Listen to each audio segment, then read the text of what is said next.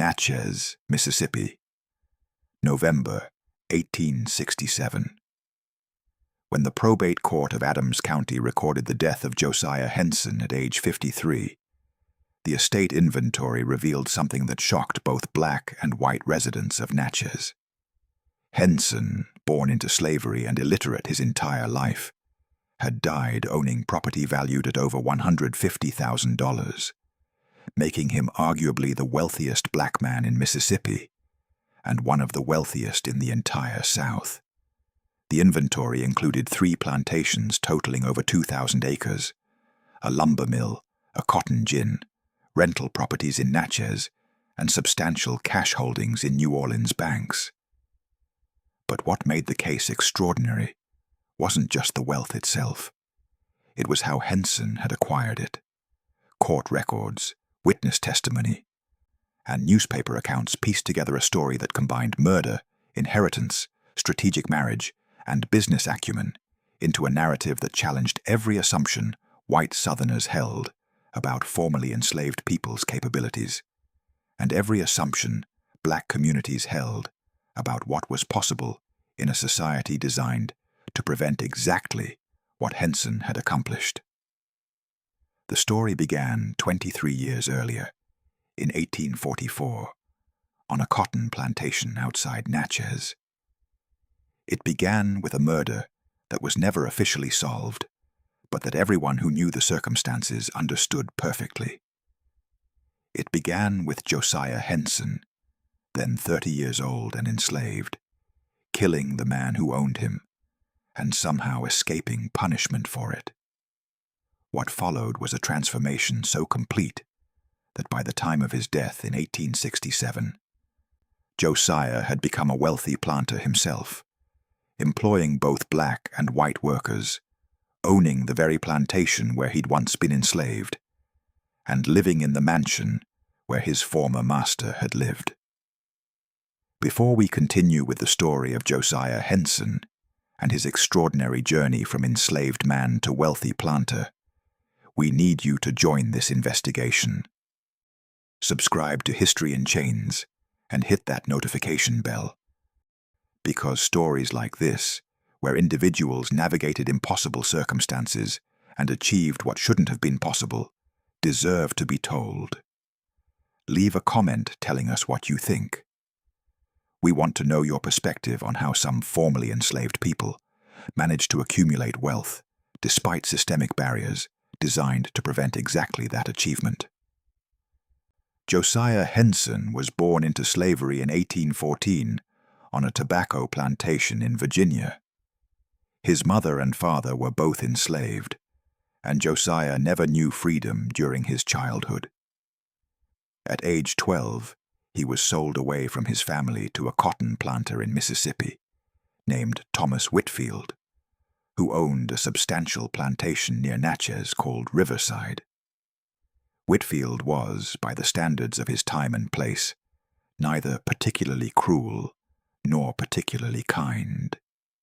He was a businessman who viewed enslaved people as agricultural equipment, valuable when productive and expendable when they weren't. Josiah was assigned to field work initially, but showed intelligence and capability that prompted Whitfield to train him in various skilled tasks. By age 20, Josiah was working as a carpenter, a blacksmith, and occasionally as an overseer, managing other enslaved workers. Whitfield was unmarried through most of Josiah's time on the plantation. He lived alone in the plantation house, except for household staff. He was known as a solitary man, difficult to know, with few close friends and no family in Mississippi. He'd come from South Carolina in the 1820s, established his plantation, and lived a life focused almost entirely on agricultural production and profit accumulation. In 1841, Whitfield married. His bride was Sarah Chambers, age 28, the daughter of a Natchez merchant family that had fallen on financial difficulties. The marriage was essentially a business transaction. Whitfield gained social respectability and a household manager. Sarah gained financial security and escape from her family's declining fortunes. Neither seemed to expect or want emotional intimacy from the arrangement. Sarah Whitfield had been educated far beyond what was typical for women of her era. She'd attended a seminary in Philadelphia before her family's financial troubles forced her return to Mississippi. She could read Latin and French. She understood mathematics and bookkeeping. She was, in short, far more intelligent than the role of plantation wife allowed her to express. Sarah noticed Josiah almost immediately after arriving at Riverside Plantation. She noticed his intelligence, his competence, the way other enslaved people looked to him for guidance. She began to rely on him for tasks that required thought rather than just physical labor. She would ask him to manage complex projects, to solve problems that arose in the plantation's operations. She treated him, within the constraints of slavery, as something closer to an employee than property.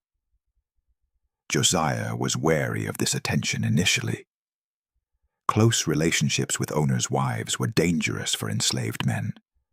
But Sarah's interest seemed genuinely focused on his capabilities rather than anything else. She began teaching him to read and write, illegal under Mississippi law, but a crime rarely prosecuted when occurring on private plantations. She would leave books in places where Josiah could access them. She would quiz him on what he'd learned, correcting his pronunciation and comprehension.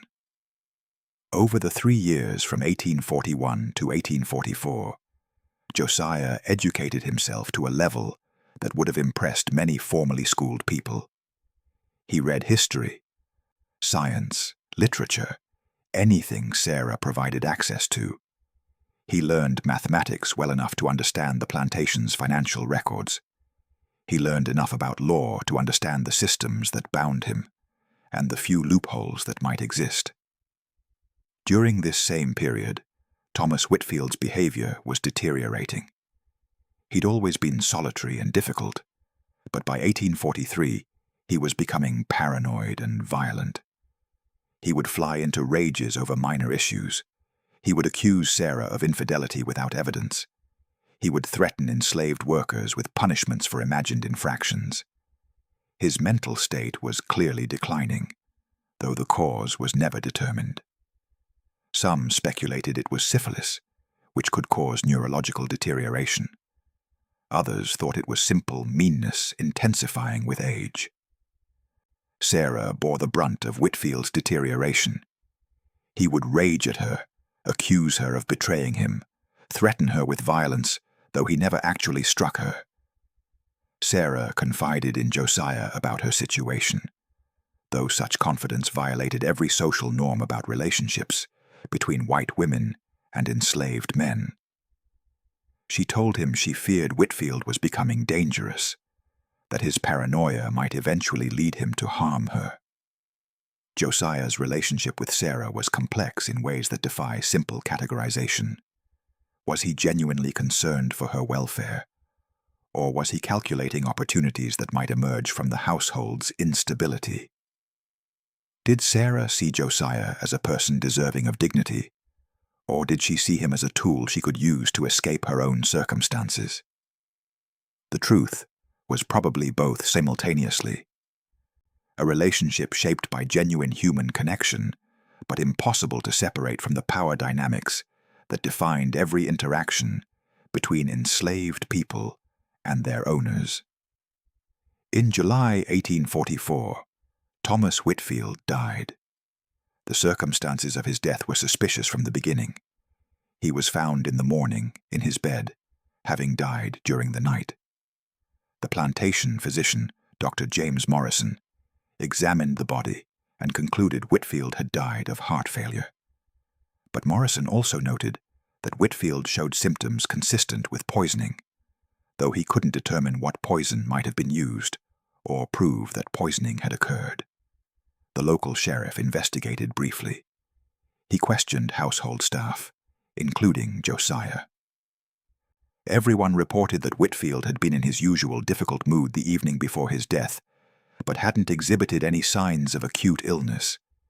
He'd eaten dinner, drunk wine, gone to bed. By morning, he was dead. The sheriff's investigation focused initially on Sarah as the most likely suspect if Whitfield had been murdered. Wives who killed husbands was a crime that occurred occasionally, and Sarah had clear motive given Whitfield's treatment of her. But the investigation found no evidence. No poison could be identified. No witnesses reported seeing Sarah do anything suspicious. The sheriff eventually concluded that Whitfield had died of natural causes, possibly a heart condition that had gone undiagnosed, and closed the investigation. What the sheriff couldn't know without evidence, was that Josiah had poisoned Whitfield. Years later, in a deathbed confession to a minister who preserved the account, Josiah admitted he'd used a poison derived from oleander plants growing on the plantation. He'd learned about plant toxins from medical books Sarah had given him access to. He'd prepared the poison over several weeks, testing dosages on animals to determine what amount would kill a man of Whitfield's size, without producing obvious symptoms that would point clearly to poisoning. Josiah had added the poison to Whitfield's wine on the evening of July 19th, 1844. He'd served Whitfield dinner, as he often did when acting as house servant. He'd poured the poisoned wine. He'd watched Whitfield drink it. Then he'd cleaned up and retired to his quarters, waiting to see if the poison would work as he'd calculated. By morning, Whitfield was dead. Josiah had committed the perfect murder, killing his owner and escaping suspicion by ensuring symptoms mimicked natural death. The motivation for this murder would be debated by historians. Some argue Josiah was protecting Sarah from an increasingly dangerous husband. Others argue he was eliminating an obstacle to his own advancement. Still, others suggest both motivations operated simultaneously, with Josiah's actions serving multiple purposes. What happened next reveals why the murder, if it was murder, served Josiah's interests. Whitfield's will, written in 1842 and never updated, left his entire estate to his wife Sarah. Mississippi law in 1844 allowed women to inherit and control property under certain circumstances. Sarah became, overnight, a wealthy widow owning a substantial plantation and over 150 enslaved people. Just when we thought we'd seen it all, Josiah's story takes its most extraordinary turn. If this story is affecting you, share this video with someone who appreciates complex historical narratives. Hit that like button to support our content, and subscribe to never miss stories like this. Let's discover together how Josiah went from enslaved man to wealthy planter. Because what happened in the years following Whitfield's death would demonstrate capabilities that slavery's ideology claimed black people didn't possess. Sarah faced immediate challenges after Whitfield's death. She was a woman managing a substantial plantation in a society that expected women to be decorative rather than operational. Neighboring planters assumed she would quickly sell Riverside and retire to a more genteel existence. She surprised everyone by keeping the plantation and managing it herself, relying heavily on Josiah to handle practical operations. Josiah's role transformed almost immediately after Whitfield's death. He became Sarah's de facto plantation manager, handling day-to-day operations, making decisions about planting and harvesting, managing the workforce. Sarah handled financial matters and relations with merchants and buyers, but Josiah ran the actual agricultural production. This arrangement was unusual, but not unprecedented. Some widows did rely on trusted enslaved men to manage plantations, though typically these managers remained firmly subordinate and their contributions went unacknowledged. What made Sarah and Josiah's arrangement different was the degree of authority Sarah granted Josiah and the way she structured their relationship. In 1845, Sarah did something extraordinary. She filed manumission papers freeing Josiah from slavery. Mississippi law made manumission difficult, requiring legislative approval in most cases. But Sarah had resources and connections. She petitioned the state legislature, arguing that freeing Josiah would benefit the state by maintaining productive management of an important plantation. The legislature, surprised but seeing no compelling reason to refuse, granted the petition. Josiah became a free man in April 1845, less than a year after Whitfield's death. He was 31 years old. He'd been enslaved his entire life until that moment. Freedom, when it finally came, was disorienting. Josiah later told people that his first weeks of freedom were among the most difficult of his life, not because freedom itself was difficult, but because he didn't know how to be free after 31 years of bondage. Sarah helped Josiah navigate freedom. She employed him as plantation manager at a salary of $1,000 annually, a substantial sum that made him one of the highest-paid employees in Natchez. She provided him a house on the property, better than the quarters enslaved people occupied, but not as grand as the main plantation house. She treated him publicly as a valued employee. Privately, their relationship was developing into something more complex. Over the next 2 years, from 1845 to 1847, Josiah proved himself as a plantation manager. Riverside's cotton production increased under his management. The plantation became more profitable than it had been under Whitfield's direct control. Josiah demonstrated business acumen that surprised neighboring planters, who'd assumed he was simply following Sarah's instructions rather than making independent decisions. During this period, Sarah and Josiah's relationship evolved beyond employer-employee. They spent evenings together, discussing plantation business, finances, plans for expansion. The discussions became personal. They talked about their pasts, their hopes, their perspectives on the society they lived in. They were developing genuine partnership, though one that violated every social norm about relationships between white women and black men. In November 1847, Sarah and Josiah married. The marriage was illegal under Mississippi law, which prohibited interracial marriage. They traveled to Ohio, where such marriages were legal, and were married by a minister in Cincinnati. They returned to Mississippi as husband and wife, though they understood they couldn't acknowledge the marriage publicly without risking prosecution and social destruction. The marriage remained secret, known only to a few trusted people.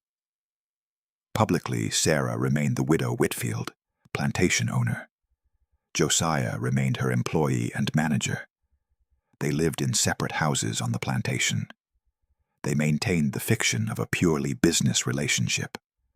But privately, they were married and building a life together, despite the impossibility of acknowledging that life openly. The marriage produced 2 children, a daughter born in 1849 and a son born in 1851. Both children were light-skinned enough to be ambiguous, possibly passing as white, though their parentage was obvious to anyone who looked closely. Sarah claimed the children were from a brief relationship with a man who'd since departed Mississippi. The explanation satisfied no one, but without proof of illegal activity, authorities couldn't prosecute. Through the 1850s, Josiah's wealth and influence grew. He was accumulating money from his salary, investing it in property and business ventures. By 1855, he owned a small lumber mill. By 1857, he owned rental properties in Natchez. He was building a business empire while maintaining the public fiction that he was simply Sarah's employee. Sarah's health began failing in 1858. She developed a respiratory illness that progressively worsened over the following years. By 1860, she was largely bedridden. She revised her will in 1861, leaving everything to Josiah. The will described him as a faithful employee who has managed my affairs with extraordinary competence and who deserves to inherit what he has helped build. Sarah died in March 1862. Her funeral was attended by Natchez society, who mourned the passing of a respected widow who'd managed her late husband's plantation admirably. None of them knew she'd been married to a black man for 15 years, or that her children were mixed race. The will's probate triggered controversy. Several distant relatives of Thomas Whitfield contested the will, arguing that leaving such substantial property to a formerly enslaved man was evidence of undue influence or mental incompetence. The case went to court, where it dragged on for over a year. Josiah hired excellent lawyers, using money he'd accumulated over the previous 17 years. The lawyers argued that Sarah had been completely competent, that the will reflected her genuine wishes, and that Josiah had earned the inheritance through years of exemplary management. The court agreed, ruling in Josiah's favor in May 1863. Josiah inherited Riverside Plantation, over 2,000 acres of land, the plantation house, and substantial cash savings. Combined with his own accumulated wealth, this made him one of the richest men, regardless of race, in Adams County.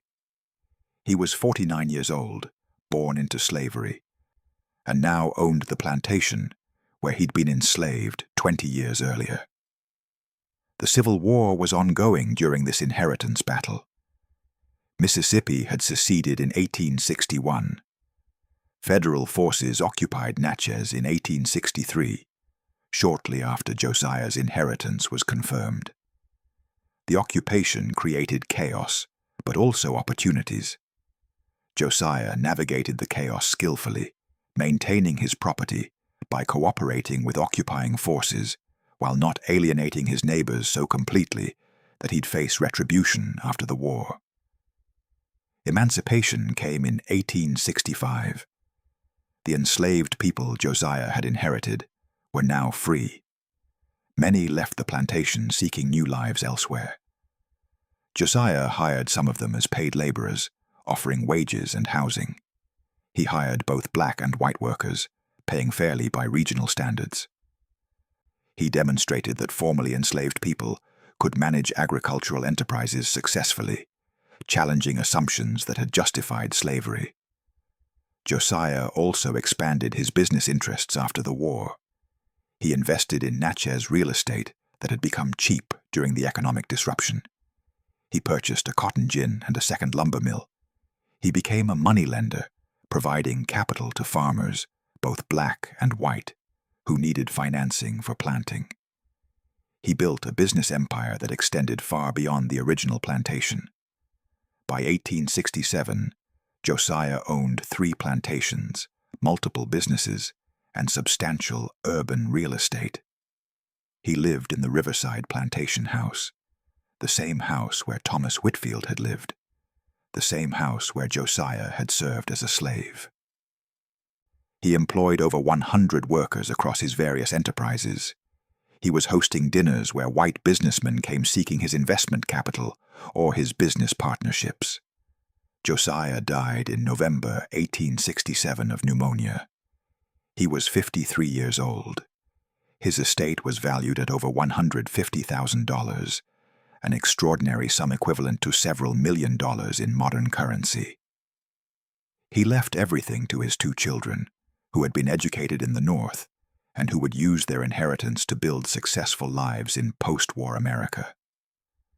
The story of Josiah Henson raised uncomfortable questions that neither black nor white communities fully wanted to address. For white Southerners, Josiah's success challenged fundamental assumptions about black inferiority that had justified slavery. If a man born into slavery could become wealthy, educated, and successful within a single generation, what did that say about the ideology that had claimed enslaved people were naturally inferior? For black communities, Josiah's success was inspiring, but also troubling. He'd achieved wealth partially through murder, though the man he'd murdered had been his enslaver and was by many accounts becoming dangerously unstable. He'd achieved wealth through marriage to a white woman, a relationship that violated social norms, and that was possible only because of unique circumstances most enslaved people couldn't access. He'd achieved wealth partially through inheriting from the very system that had enslaved him, becoming a planter and employer himself in ways that complicated simple narratives about resistance and liberation. Modern historians studying Josiah's case remain divided on how to interpret his life. Some see him as an extraordinary example of individual agency and capability, a man who used every opportunity available to him, who educated himself, who planned carefully, and who achieved success that shouldn't have been possible in the circumstances he faced.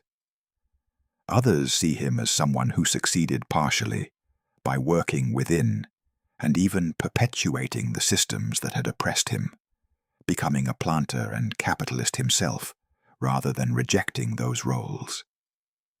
The question of whether Josiah murdered Thomas Whitfield remains officially unresolved. The deathbed confession to a minister is suggestive but not definitive proof. No physical evidence was ever found.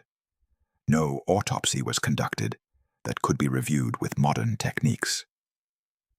The truth is known only to Josiah, and he took it to his grave except for that single admission to a religious figure who recorded it in personal notes that weren't discovered until decades later. If Josiah did kill Whitfield, the moral question is complex. Whitfield owned Josiah as property. He could have sold Josiah, beaten him, killed him, done anything he wished without legal consequence.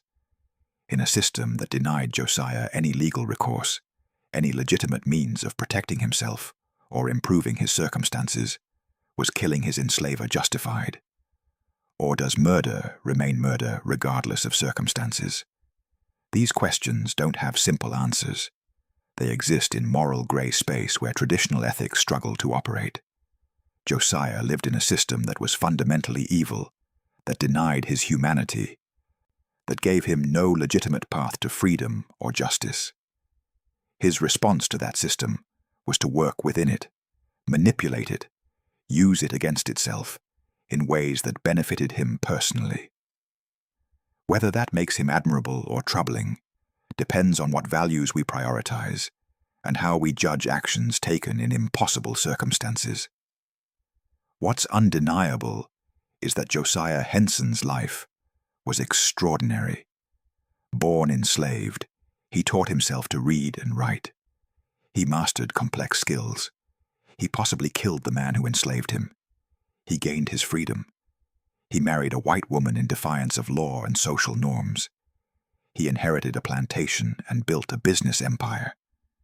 He became wealthy enough that white businessmen sought his investment and partnership. He proved that formerly enslaved people were capable of everything slavery's ideology claimed they couldn't do. His success was individual rather than collective. He didn't free other enslaved people beyond those he inherited and then employed as paid laborers. He didn't use his wealth to fight slavery institutionally. He didn't become a political figure or activist. He focused on his own advancement and his family's security. Whether this makes him selfish or pragmatic is another question without clear answer. The riverside plantation that Josiah owned is gone now, subdivided and developed long ago. The Natchez properties he owned have changed hands countless times. The businesses he built didn't survive beyond his generation.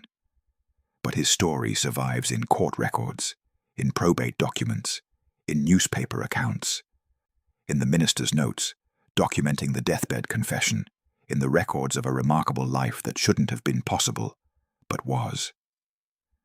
What do you think about Josiah Henson's story? Was he a hero who achieved impossible success against overwhelming odds?